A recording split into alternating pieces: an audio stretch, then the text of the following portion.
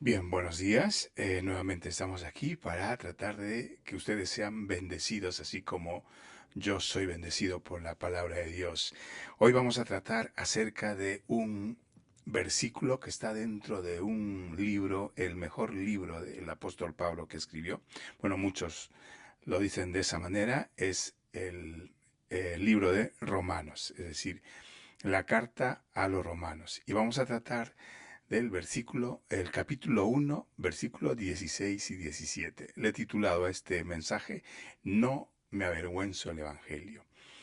Bien, el pasaje dice lo siguiente, porque no me avergüenzo del Evangelio, porque es poder de Dios para salvación a todo aquel que cree, al judío primeramente y también al griego, porque en el Evangelio la justicia de Dios se revela por fe y para fe, como está escrito, mas el justo por la fe vivirá.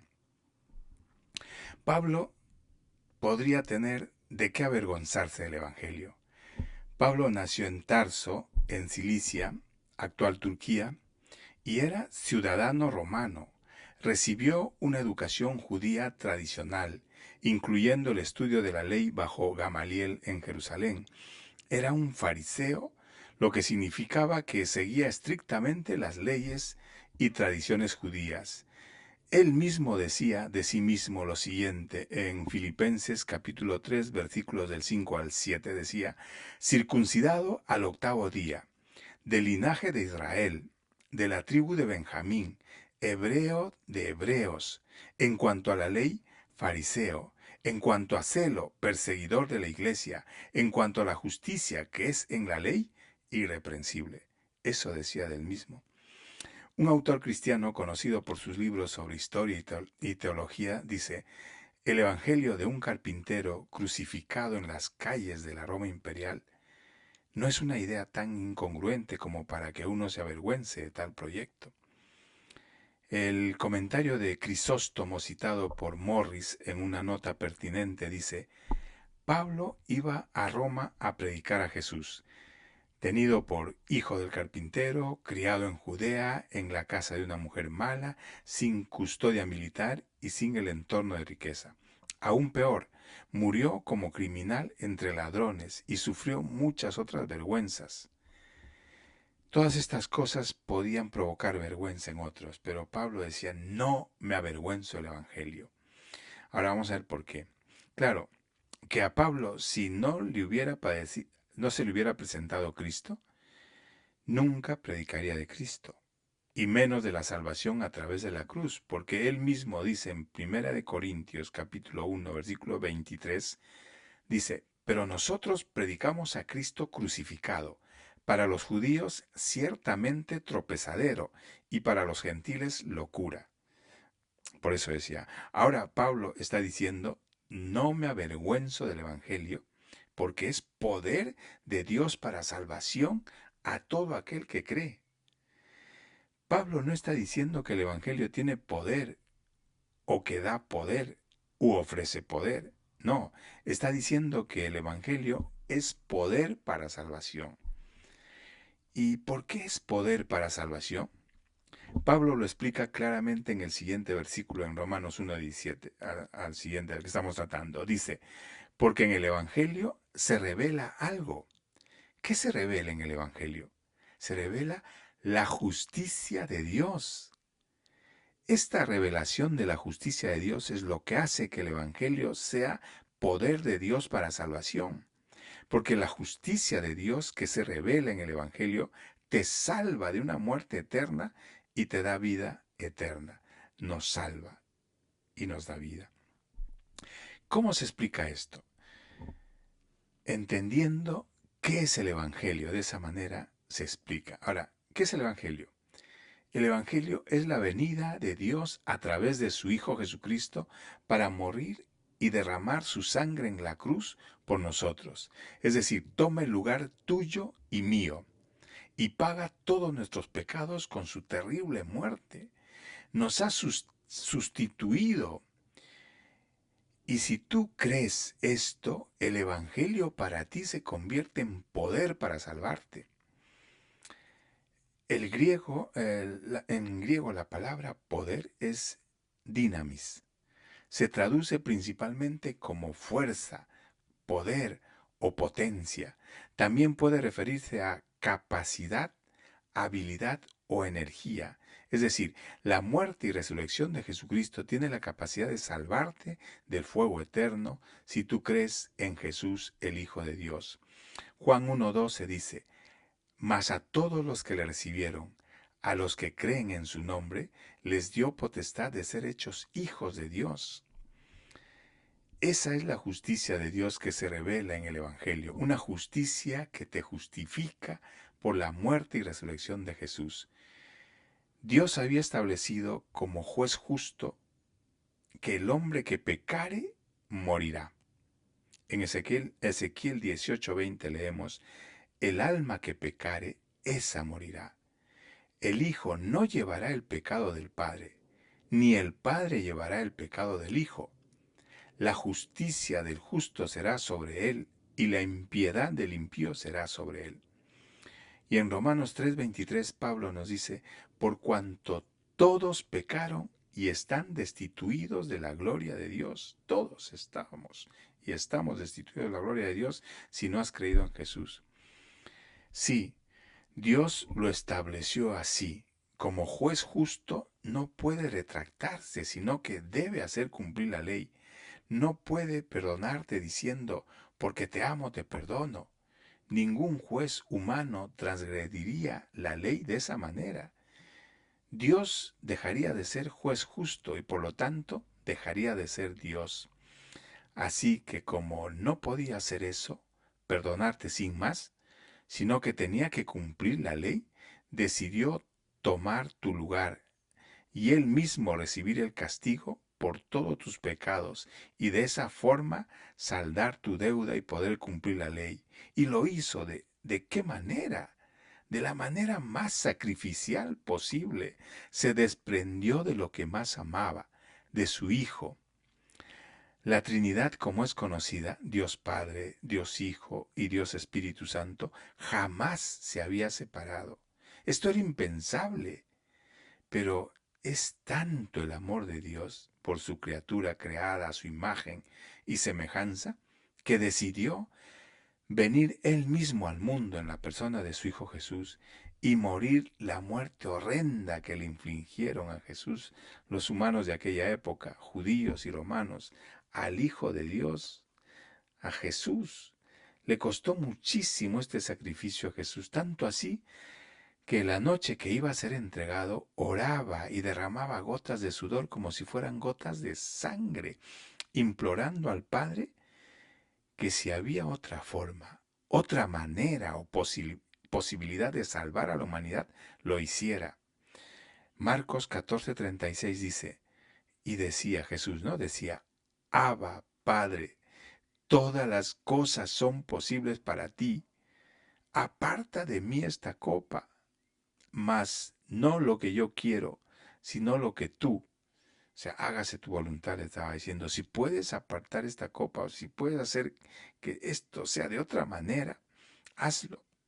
Y lo repitió 3 veces. 3 veces oró la misma oración. Y como el Padre, claro, no le respondió, pues se hizo la voluntad del Padre y Jesús la acató. Jesús en el huerto de Getsemaní expresaba su angustia ante la inminente crucifixión. Y claro, lo que te decía, le pide 3 veces al Padre que si es posible pase esa copa de él. En esencia está pidiendo a Dios, su Padre, que si es su voluntad lo libere de ese sufrimiento, pero siempre sometiéndose a la voluntad divina. Todo este proceso que tiene su comienzo cuando Jesús inicia su ministerio leyendo en la sinagoga judía el pasaje de Isaías 61:1, que lo vemos en Lucas 14:18, dice: El Espíritu del Señor está sobre mí, por cuanto me ha ungido para dar buenas nuevas a los pobres. Me ha enviado a sanar a los quebrantados de corazón, a pregonar libertad a los cautivos y vista a los ciegos, a poner en libertad a los oprimidos. Y ahí se paró. Y luego en el versículo 21 les dice: Hoy se ha cumplido esta escritura delante de vosotros. Miren la personalidad que tenía Jesús, lo decía así directamente, sin temor. Y este proceso que digo, que incluye su predicación dando las buenas nuevas, sanando toda enfermedad y acogiendo a los pecadores y excluidos de la sociedad como prostitutas, leprosos, endemoniados, termina cuando es crucificado y su sangre se derrama por todo el madero de la cruz y él expira diciendo, consumado es. Todo este proceso es el Evangelio. Por eso dice Pablo que el Evangelio es poder de Dios para salvación.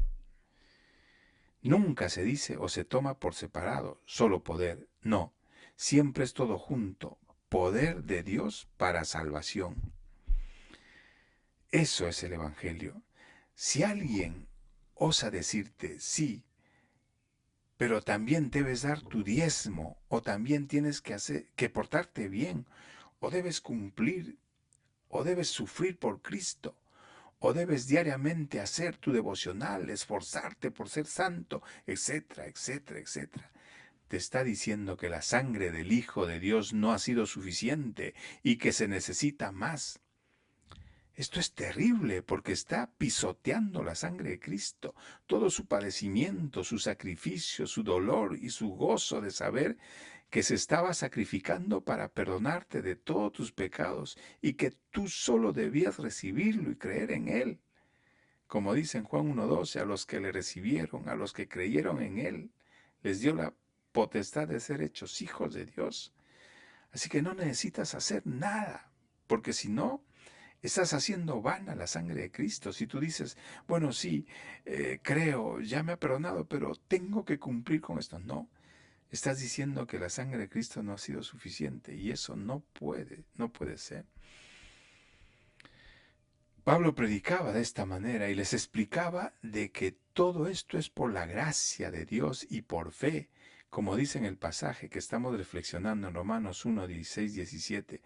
Porque en el Evangelio la justicia de Dios se revela por fe y para fe, como está escrito, mas el justo por la fe vivirá. Y claro, le respondían, los que escuchaban a Pablo, le respondían, entonces, si ya somos perdonados, pues pequemos, porque la sangre de Cristo nos salva.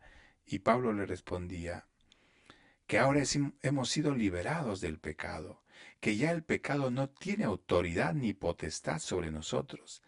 Si verdaderamente hemos recibido y creído en Jesús, no como un mero asentimiento intelectual ni un arranque de emociones, sino que realmente en nuestro sano juicio y utilizando nuestras capacidades y razonamiento hemos creído por fe, entonces recibimos, además de la justificación, un nuevo camino para andar en amor, misericordia hacia los demás, haciendo el bien y procurando agradar a Dios, aquel que por amor se sacrificó por ti y por mí. Y si pecamos, porque volveremos a pecar y a caer, por supuesto, el apóstol Juan nos dice que abogado tenemos en Jesucristo y que si nos arrepentimos de ese pecado que hemos cometido y venimos a Él nos perdonará y nos limpiará. ¿Cómo crees que puedes engañar a Dios si pecas deliberadamente? No creas que le estás engañando a Dios, porque Él no solo conoce nuestros pensamientos, sino hasta las intenciones de nuestro corazón. Por eso es muy importante que primero conozcamos el amor de Dios hacia nosotros. Entonces le seguiremos por amor. Este pasaje que estamos reflexionando, Romanos 1, 16 y 17, es muy importante y fundamental.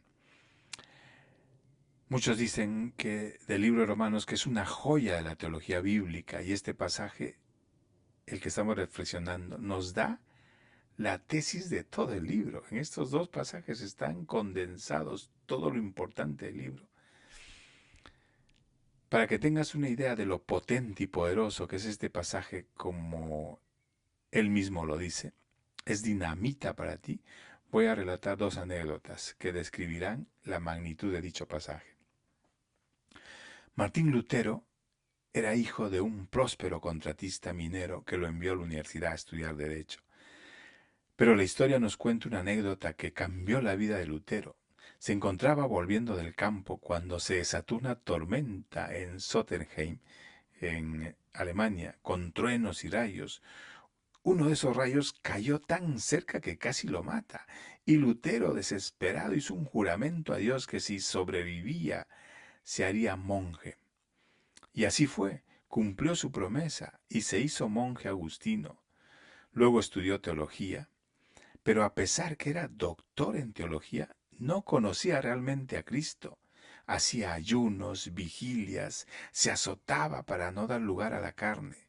Se cuenta un día que salió con otros monjes a visitar las casas del pueblo, como lo hacían los agustinos, y en una de esas casas abrió la puerta una joven con un escote un poco exagerado que se dejaba ver sus pechos, y eso bastó para que Lutero volviera a sus ayunos y vigilias prolongadas que casi le cuestan la vida, y tenía luchas imaginarias con el diablo por sus pensamientos lujuriosos, porque claro, como monje hacían juramento de celibato, y en la intimidad de sus plegarias, que más que oraciones eran repeticiones de rezos aprendidos de memoria, sentía que odiaba a Dios, porque decía que Dios en el Antiguo Testamento ejecutaba su justicia contra los pecadores, y no contento con eso en el Nuevo Testamento, justo en el pasaje que estamos tratando, él lo entendía que Dios nuevamente advertía acerca de su justicia, de esa justicia que demanda cumplimiento, que demanda santidad, que demanda disciplina, sacrificio, negación, pobreza, abstinencia y todas las demás cosas que le habían enseñado en la orden agustiniana. Y por más que se empeñaba en cumplir todas esas exigencias, nunca podía con su mente carnal, porque siempre tenía, según el pensamiento, según él, tenía pensamientos impuros, y por eso se azotaba hasta hacerse daño. Estando al borde de la extenuación y desequilibrio mental, fue cuando le visitó un sacerdote, Johann von Staupitz, que luego fue su padre espiritual. Él fue quien le explicó el pasaje de Romanos 1, 16 y 17. Claro, no tan claro como aquí lo estamos explicando, pero suficiente para que Lutero entendiera que Cristo con su muerte lo liberaba de todo cumplimiento por obras, que sólo era por la fe, la sola fe, que luego fue el lema de la Reforma. Se cuenta que esa tarde, cuando entendió Lutero que la justicia de Dios le justificaba de todo pecado, dice que rompió a llorar como un niño. Era como si una cadena pesada se cayera de su cuerpo. Se sentía libre por fin. Lloraba de gozo, de una plenitud incomparable al saberse libre, y empezó a compartir en sus prédicas, en sus clases con sus alumnos, y se enfrentó contra todas las mentiras de la Iglesia Católica, sobre todo por la venta de indulgencias, que le sacaban dinero a la gente pobre, que les decían que cuando cae la moneda en el cofre, un alma sale del purgatorio y se va al cielo. Y también a través de sus escritos se enfrentó al papado y comenzó la reforma. Es increíble cómo pueden manipularte con la religión, o mejor dicho, con el aspecto espiritual. Míralo a Lutero, que a pesar de ser inteligente y doctor en teología, no comprendía el evangelio sencillo que nos dejó nuestro Señor Jesucristo. Pero sobre todo se debe esto a los que enseñan. En esa época de Lutero, pues a los sacerdotes que le enseñaron y a las manipulaciones de las tradiciones católicas. Pero hoy eso continúa, y no solo en la Iglesia Católica, sino en la Iglesia Protestante, Evangélica. Sí, así es, en las iglesias evangélicas, no en todas, gracias a Dios, pero sí en muchas. Yo lo viví. A los 19 años me convertí al cristianismo. No me supieron enseñar y fundamentar en la sana doctrina. En la primera iglesia que estuve, enfatizaban en lo sobrenatural, en los dones espirituales. Los que se suponen eran más santos y estaban más cerca a Dios, hablaban en lenguas extrañas y angélicas que nadie entendía. Yo jamás hablé en esas lenguas. y me consideraba por eso muy indigno de tal regalo. Luego llegó otro pastor. Este enfatizaba la acción social. Él y sus amigos y colegas de seminario compartían las ideas de la teología de la liberación. Me dieron a leer libros de Miguel Bonino, de un teólogo Castro que no recuerdo el nombre. Veíamos videos del sandinismo, de la guerra civil, eso en la época de 1986, 87 más o menos, la guerra civil de El Salvador. Luego, por mis estudios de administración, dejé de ir a la iglesia. Cuando después de años regresé por una invitación a una iglesia evangélica que se reunían en un cine en Lima, eran como 5.000 personas, se hacían 4 cultos los domingos y el predicador era muy bueno. Y entre semana nos reuníamos en las casas denominadas células donde se compartía la palabra. Después de varios años se descubrió que el pastor, que era casado y tenía hijas jóvenes, estaba viviendo una vida doble con otra mujer y esta también era casada. Cuando le descubrieron, después de 2 años de estar viviendo así, los líderes de esa iglesia lo anunciaron y separaron al pastor, que luego ya nadie lo volvió a ver. La esposa fundó otra iglesia y se ordenó como pastora. Yo dejé de asistir un tiempo y luego un amigo me invitó a otra iglesia, que también era cerca de 1.000 personas en esta otra iglesia que fui. El pastor se ufanaba de no haber estudiado teología. Creo que no había estudiado nada este hombre, ni en ningún instituto bíblico lo decía. Se ufanaba de eso, pero que decía que no le hacía falta porque se consideraba que tenía éxito, porque tenía cerca de 1.000 personas en su congregación. Luego se unió a una iglesia colombiana que enfatizaban el crecimiento a través de las células y te exigían el diezmo y se predicaban los domingos abiertamente a la hora de la ofrenda que debes estar al día con tu diezmo y tus ofrendas. Y te leían el pasaje de Malaquías, capítulo 3, versículo 8-9, que dice: Pues vosotros me habéis robado, y dijisteis, ¿en qué te hemos robado? En vuestros diezmos y ofrendas. Malditos sois con maldición, porque vosotros, la nación toda, me habéis robado. Esto dice en Malaquías 3:8-9, era para el Antiguo Testamento y para los judíos en cierto contexto. Hoy ya eso no tiene que ver con la iglesia cristiana. Es decir, estos predicaban y nos exigían el diezmo, es decir, el 10% de lo que ganabas. Porque eso, decían, no es tuyo, le pertenece a Dios, te decían. Así que además de eso, tenías que ofrendar, porque si no, solo, porque si solo dabas el diezmo, no estabas dando nada a Dios, no le estabas honrando. Y claro, el pastor era el único que vivía bien, con una gran camioneta o furgoneta con lunas polarizadas, casa enorme con piscina, y los demás, pues, estábamos, a veces que no llegábamos al mes. Y así yo vivía tratando de cumplir todas esas exigencias, porque como te vuelvo a decir, cuando se trata del aspecto espiritual, te pueden manipular. Gracias a Dios que salí de aquella iglesia. Fue por un amigo que yo le había invitado a la iglesia y que él sí se había dado cuenta de la manipulación de estos delincuentes. Y me llevó un libro que hablaba de la justicia de Dios que te justifica. En ese libro hablaba del pacto que Dios había hecho con su Hijo, quien representaba a los hombres, y que en Abraham serían benditas todas las naciones de la tierra. Y llegaba en el Nuevo Testamento a este pasaje que estamos tratando de Romanos 1, 16 y 17, donde explicaba que Jesús es el Evangelio y que con su muerte y resurrección te ha justificado delante del Padre. Así que si le recibes y crees en Él, ya no tienes que adicionalmente cumplir con nada, porque de lo contrario no sería por gracia. Y para que sea por gracia, debes vivir por fe. Esa noche que me visitó este hermano y me trajo el libro, yo estaba pasando una crisis tremenda, me había quedado sin trabajo intempestivamente, y oraba, ayunaba y hacía vigilias varias noches. Y era invierno, hacía mucho frío, y en plena vigilia le decía a Dios que viera mi sacrificio, del frío que se hacía y que no dormía, que prefería estar allí orando, sacrificándome, y que me bendijera por eso. Y claro, no sucedía nada, porque mi fe estaba puesta en mi sacrificio y no en Cristo. Claro, hacía lo que me habían enseñado estos comerciantes del Evangelio, porque eso es lo que son. Están vendiendo el Evangelio. Y cuando recuerdo y pienso en estas personas y en todos estos pastores que en toda Latinoamérica hacen esto, me pregunto qué pasará el día en que tengan que verse cara a cara con Jesús. ¡Qué miedo, qué horror! Porque Jesús es el que se sacrificó, le azotaron de tal manera y le humillaron crucificándole desnudo en una cruz, y Él lo hizo para que tú no tengas que sacrificarte ni pagar nada, sino para que sea por gracia.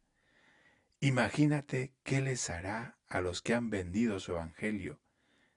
De verdad ese día agradecerán estos nunca haber nacido. Ese día que leí el libro y entendí la justificación, me eché a llorar como un niño. No pueden imaginar el gozo que había en mi alma. Realmente era libre. Sentía una alegría inmensa, un gozo indescriptible. Tremendo. Y desde ese día vivo una vida abundante en Dios. En cuanto al diezmo y la ofrenda, voy próximamente a grabar un vídeo enseñándoles bíblicamente que no tienen que dar el diezmo, solo ofrendas, y esto según lo que tengas, porque Dios no necesita tu dinero. La ofrenda que le das con corazón alegre, esa ofrenda es la que vale, no la cantidad. Y recuerda, si no puedes ofrendar, no pasa nada. Hazlo realmente cuando puedas y honra a Dios con tu corazón, con tus alabanzas, en tus oraciones de gratitud. Nunca lo hagas por cumplir. Es tu Padre, te ama de tal manera que dio a su Hijo, a su unigénito Hijo, para que muriera en tu lugar. ¿Hay algo más grande que se pueda hacer para demostrarte que te ama?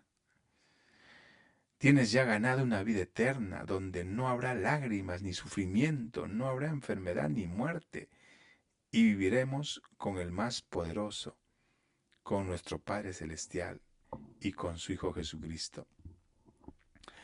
Pues con esto terminamos y que Dios te bendiga realmente, que hayas entendido y que te sientas libre y justificado. No tienes que pagar absolutamente nada. Que Dios te bendiga. Un abrazo en Cristo Jesús. Adiós.